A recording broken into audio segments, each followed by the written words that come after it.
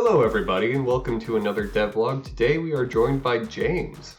Hi, thanks for having me. I'm James, also known online as James Excalibur. I'm on board on Discarded as a pixel sprite artist and a 2D game animator, which you'll see as you traverse through Discarded with characters, cutscenes, and a bit of UI sprites. Outside of that, I had my hand in a few indie games with concept art, environment art, and illustration. Yeah, happy to be here. Yeah, it's great to have you. Tell us a bit more about how you got your start and what those games are.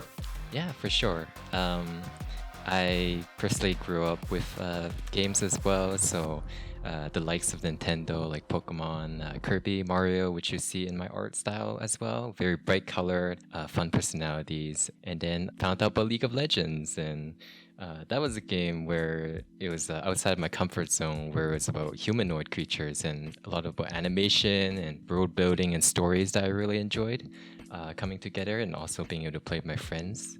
And ever since about that, I went into art school. And from there, art school, I was exploring about different kinds of genres until I found that, hey, I can do games too, just like why I started art in the first place. Yeah, from there, I did a few game jams. Opportunities arise from that too. Most recently, I helped out on a game called Yet Another Killing Game. It's a horror visual novel, very much for the fans of Danganronpa, Ace Attorney, Zero Escape. It's been fun working there with the team where we bring a story together, where choices matter, and I got to work as a background artist. It was a cool gig that a lot of fans also enjoyed in the end. Yeah, and now I'm here on Discarded, helping out on animation, which is a lot different than what I usually do as an illustrator. Yeah, and though you're doing pixel art on Discarded, you are a multi-talented artist. You have done concept art. Your main role is an illustrator, I believe. And just in general, like looking through your art station alone, you have all sorts of different pieces that would blow me away in any other role. Pixelart just happened to be one that when I put out the call for, you reached out to me and I was kind of surprised to see that you had done it, but it was really good. Thank you. Yeah, thinking back to that time too, actually, I remember I was reaching out to you for Plunder Krugs.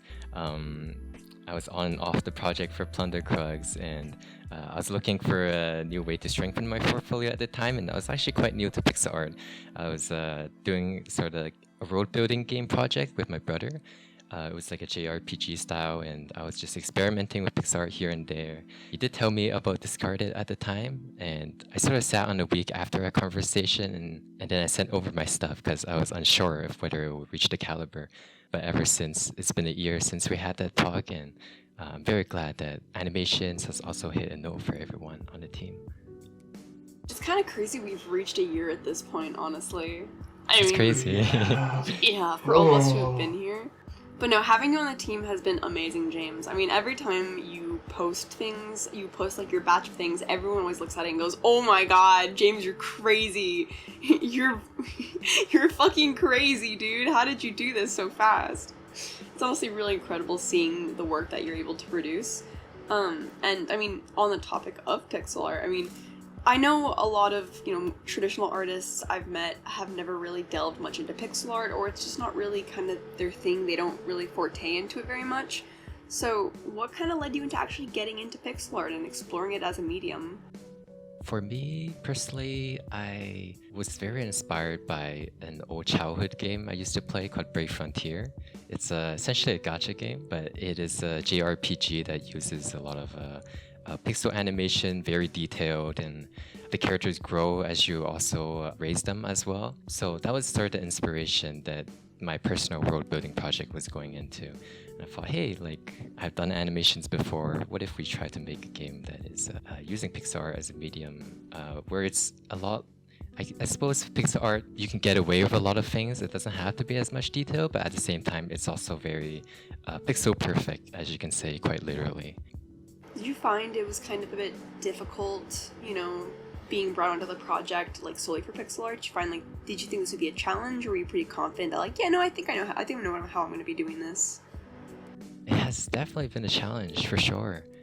especially for making pixel art humanoid characters.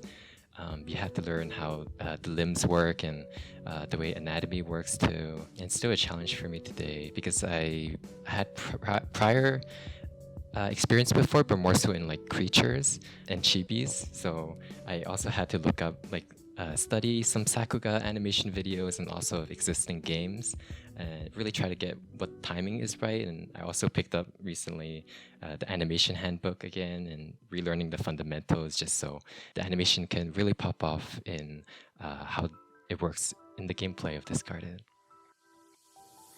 Yeah, and I know one of the things that was kind of surprising to me when we first started delving into like the styles for the pixel art of the game was you went for a much higher resolution than you're used to. Right. It was almost more of a painting style with pixel elements. Oh my god, the first concept art was crazy. And me and Trevor took one look at it and went, no, they're gonna die. They are going to die if they try and do that. Right. I hate to admit it, but I did consider it for a little bit and like tried to figure out how we could functionally make that work because I did really like it, but only to come to the conclusion of, yeah, no, we cannot do this to James. We have too many things in this game that need animation. Right. Yeah. I was fully on board with you guys as well. It looked really cool, but like seeing where it is now, we're able to make a lot more animations because of that decision, and yeah. What parts do you enjoy about working on Discarded?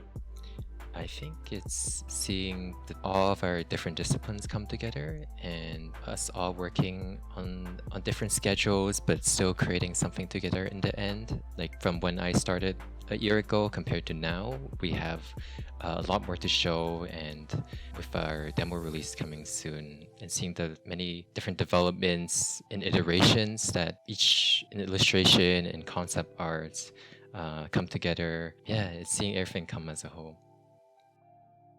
Yeah, and I mean, I think now would probably be a good time to share the original MSpaint art that we had for the game, all the way back, like, around the time you were probably joining, maybe a little bit before that. But that's where we were a year ago, and it is just crazy to see the time and effort that has been put into this game to get us to where we are now. I'm gonna be completely honest, Trevor. I thought you had already sent it, and so I scrolled down in our Discord channel to find it, and I just saw the Animorphs Jerma, and I'm like, that's not the game. That. Well, I guess that's going in the video now. Annie, can we put the Jerma Animorphs Tumblr meme on screen? But to get back to what I was talking about. Kenny. Yeah, this is where we were a year ago. Very bare bones, yeah. Very beautiful work, Yeah. though, Trevor. Oh yeah. You can feel the Oh yes, energy, thank you. the I know I'm vibes. an artistic genius. Oh yeah. Frankly, I love... could have made the whole game myself. But I mean, that duck. Wow. it's Yeah. a pigeon. And that machinery to see all those wait, functions. It's a pigeon. It's a pigeon. Oh. It looks. I'm sorry. It does not really look. You know what? It looks great. It looks amazing. You just Trevor. don't understand my artistic genius. I have 2 birds. I think I know birds fairly well. Maybe that should be an Easter egg. Yeah, you know, my pigeon the disappears. goose. It's not a goose.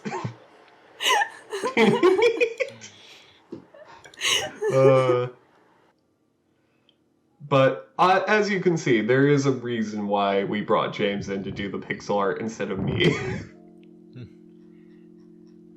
Yeah, seeing James's work, it's been such a joy. I mean, it's been crazy as basically our only pixel artist for the most part. James has done so much work and given us so many assets that when, reveals of the demo comes out, you guys will get to see exactly all the little pieces that James has put into this, which, again, it's just incredible.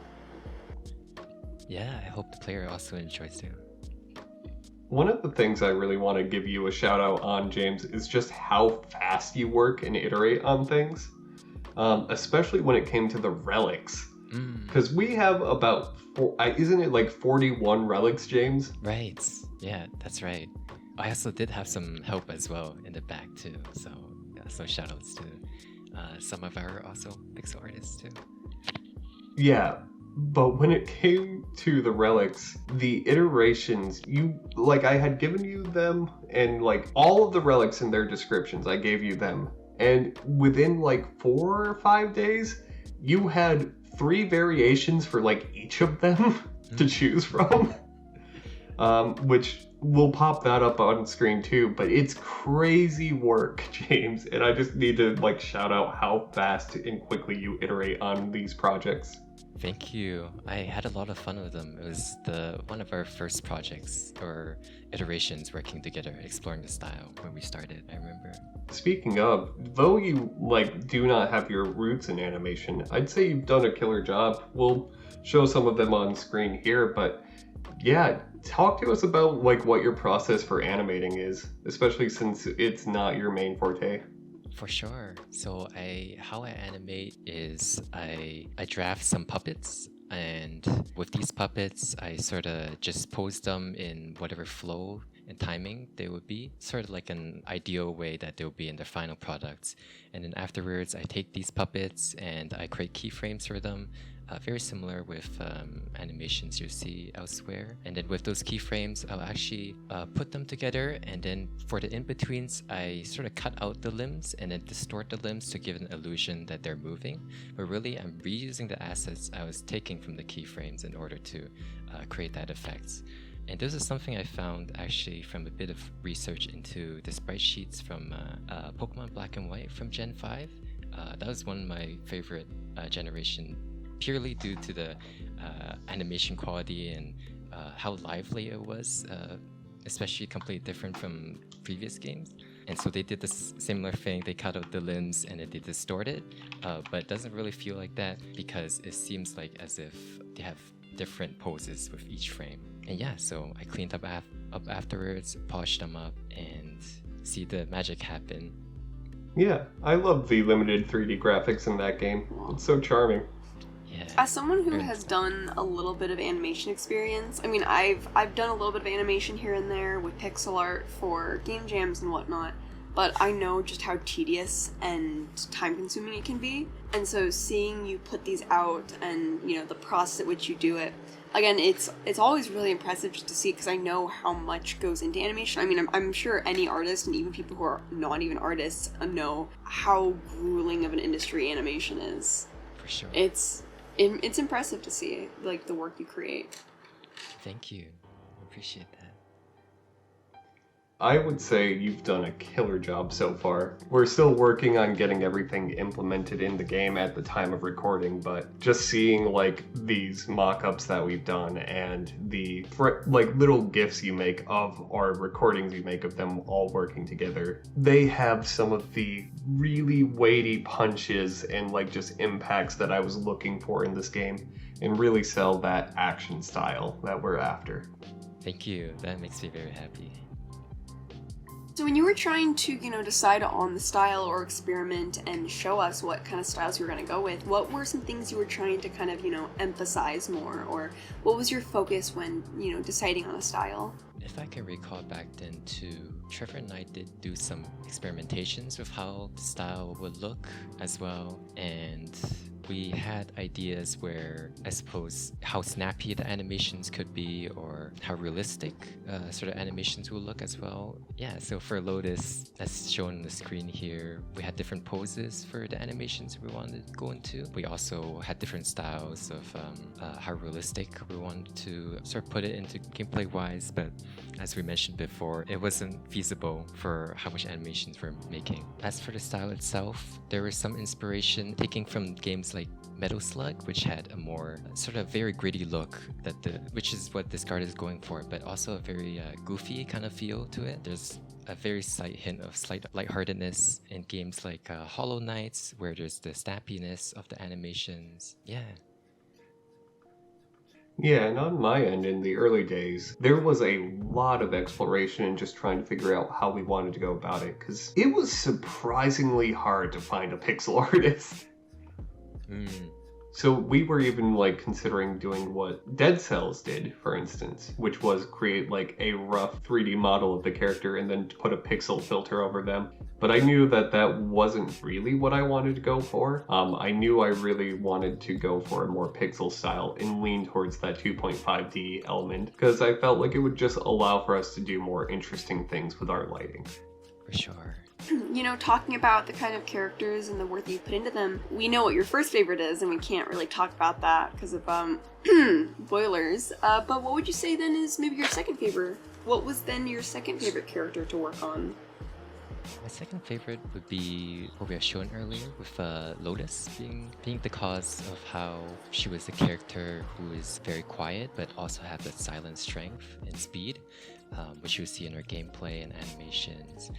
And I think putting that emphasis on the speed and the strength was something I really enjoyed because she was also one of the first characters I worked on too. And during that exploration, it also had an opportunity for me to explore how it's like to put personality within those animations. And overall, she has an awesome design. Shouts out to the Omni Asian for the concept as well. Lotus was one of the earlier characters that we had ready before a lot of the concepts or the factions were even made. We knew roughly that JSAR existed, but we did not know how we wanted to implement them into the world or if Lotus was part of them originally. And it was through a collaborative effort of everyone on the team, especially Rose, that we finally decided that that was the right place for Lotus and how we wanted to fit her into the story. Yeah, JSAR, me and the other writers that we've had, one of the things that we did very early on when kind of just creating and establishing the lore of Discarded was kind of just creating different factions that would be the big players, which is JSAR, NeoCell, other ones you'll find out eventually about more, so I won't really give their names. But JSAR was one of the ones that I created, and, you know, NeoCell was one that another writer created. And so, by working on that together, and then getting the characters that Trevor showed, like, hey, I want these characters, I just don't know where to put them, it was kind of an effort to figure out, okay, what's the culture of these places we're creating? What's the history of them? How are they made? You know, how do these characters fit into these factions? Why do they fit in? And what does that mean for the rest of Discarded as a whole? Yeah, and to hop back a bit, I think I also have a fun thing for you and I. Hey Rose, what is your second favorite animations you've seen from James so far? I have kind of two. One that's, I guess, more active than the other, I suppose. If I were to say what my favorite animation was, I would have to say either the Screecher, because the animation is so fluid and just freaky, and it's just so beautifully done. Or honestly, the just idle animation of a character we'll be talking about a little bit later, Anya, just because it's really, really magical the way that it moves and hovers, and it's so simple, but in that simplicity and delicacy, it's really fun to look at. For me, I think I'm also torn between two, but I think I'm going to land on Typhos. I think Typhos's animations pretty much sell exactly what I wanted from that character, which is just this big, boastful jackass. A behemoth of a brute. Yeah, and James, I'll tell you what, you succeeded in making that man scary. Thank you, I'm glad to hear. Someone that big should not move that fast. Yeah, he has both the prowess of strength and speed in how he moves. Kiwi just squawked and I think agreed with you. He went, Meow. I think he's very much in agreement. Kiwi really hates Typhos. Yeah, every time I try and talk about Typhos, Kiwi starts going, Meow. Like last episode, this episode, like he's so talkative right now too. Just because I'm trying to talk about Typhos. Do you hate Typhos, Kiwi? I saw your little sprite do a motion when you walked. Obviously, he says yes. We can talk briefly on Anya and Malcolm, and we'll pop up some animations for both of them in the art. Yeah, I mean, I guess we can start with. I'll give a little bit of an explanation of them, and then I'd love to ask. I'd love to ask you, James. You know, what was your process in trying to create their animation, or like at least the mentality of kind of designing it. So Anya and Malcolm are two characters that will be introduced to the player in the main hub. They will be present in the demo and post-demo. They basically serve as the home base NPCs who will not go on missions with you, but essentially are the backbone of your home and the hub that you stay in. Oh, Kiwi's all chatty while I'm talking.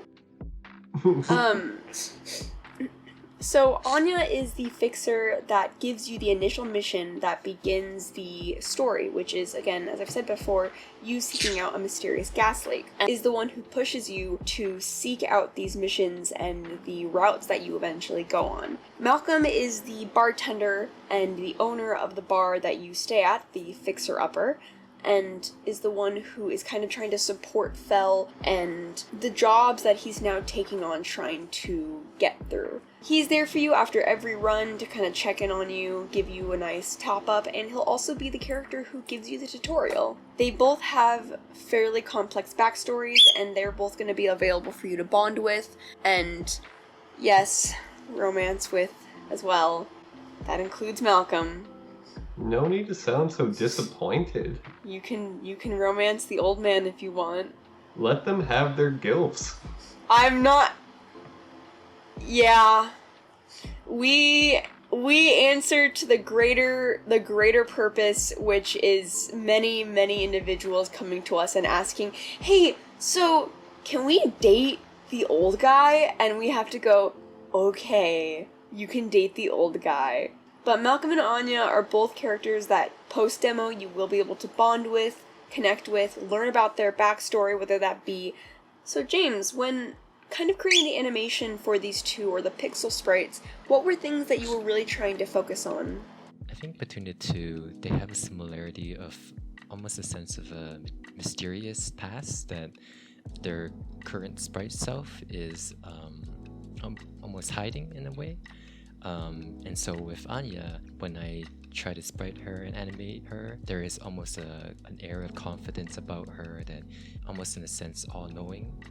And there is also, in a way, a reason for why she holds herself the way she does. And with Malcolm, when his story is revealed, as you'll see, he is sort of a figure to Fel, the main character in the demo, where as he's serving as the tutorial figure, also in a way to train Fel in a way that his experience allowed him from the past to be able to teach the present-day Fel today. And so I think with these two, there is a certain air of confidence, but there is a reason behind it as well that I wanted to convey.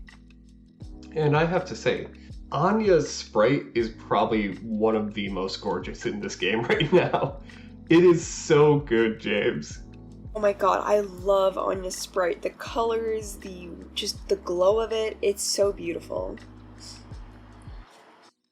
Showing like the bones as almost gold because of like the pink outside exterior is so cool. I just need to say that. But yeah, we really are excited to show off her proper VN sprite that we have. I mean, really for all of them. The pixel art is gorgeous and the VN art is also gorgeous. Just a lot of the artists we have are really brilliant. So I'm very excited to show off what we have to you guys. Yeah, no, like that's not for the recording. You never know what Kenny's gonna put in. Kenny's a threat. I love you, Kenny. Anyway. Where's this Kenny hate coming from? Oh no, I love Kenny. I love Kenny. He's just he's like Faith. He's a threat, and I'm scared for my life. So Q&A time. Yeah, so first question is from Superbig, our loyal questioner. The voice acting comment in the recent devlog has them asking, are we going to be doing anything to spice up our dialogue, as in, sound effects per character, like Undertale, voice acting, different words of different colors, or emphasis like Katana Zero? Essentially, we really do want to do voice acting, but it's not really something we can fully commit to until we know what our budget is. As mentioned before, this game has been made completely out of my own pocket, or from the passion of the team just working on it as a passion project. That said, we really do want to do voice acting. think of it like a stretch dream for us. You know, if we are able to, we would love to, but it's not in the cards if we aren't able to get a good funding for it, because voice acting can tend to be very expensive. If we do get our full funding that we're asking for, we do plan on hopefully pursuing it, but we can't fully confirm that yet. For now, what we are planning to do, if we don't get that, is something more akin to the Undertale, like sound effects for character voices. And for our next question, also by our loyal questioner Super Pig, how many total people have contributed to the game at this point, including collaborators? So, including collaborators, I would say we are probably around 60 or 70 people who have touched this game. It is kind of absurd how many people have been willing to put their hard work and effort into this project. As for the main team, I'd say we have probably about 30 people, 35, somewhere in that range. However, there's a lot of people who would be considered contractors as well in that. So with that, it's just a ton of incredibly talented people who have all come together to put this whole game together, and it's truly a wonderful gift that I get to experience each and every day that we're working on this. Honestly, it is a joy to work on it. I mean, getting to explore all these fun characters, like getting to explore this world and develop it. I mean, just being a part of it that's the fun part of being a game developer. I mean, creating the world and seeing your touch, and then God, I am so excited to show everyone the demo for once it's time. Getting to see all of our work be put into it is so incredible. Thanks for having me. Thank you for coming, genuinely. It's been such a pleasure having you both on the team and on this episode. But in the meantime, James, where can people find you? You can find me on Instagram, Twitter, ArtStation through James Excalibur. That's usually my tag. Yeah, that's where most of my art is. Awesome. James is amazing. And so thank you again for... Oh, please. Sorry, I didn't mean to cut you off. Oh no, I didn't mean to interrupt you. I'm sorry. I love you, Trevor. I love you too. Thank you. Anyway, yeah, go check out James. They are amazing and their work is incredible. Like all of our artists, go check them all out. Go show them a lot of love because they're really cool. And I love our people. I have so much love in my heart for our team. And my birds. Boom! Boom! I love my birds. Last but not least, as always, feel free to leave comments for us down below and we will answer them next time we record our devlog. Then on top of that, please feel free to leave a like and comment down below, subscribe if you're able, and thank you for watching. Clap, clap, clap, clap, clap, clap. Thank you! Clap, clap, clap, clap, clap. Yay! Yay! Nice. Chirp, chirp, chirp, chirp, chirp.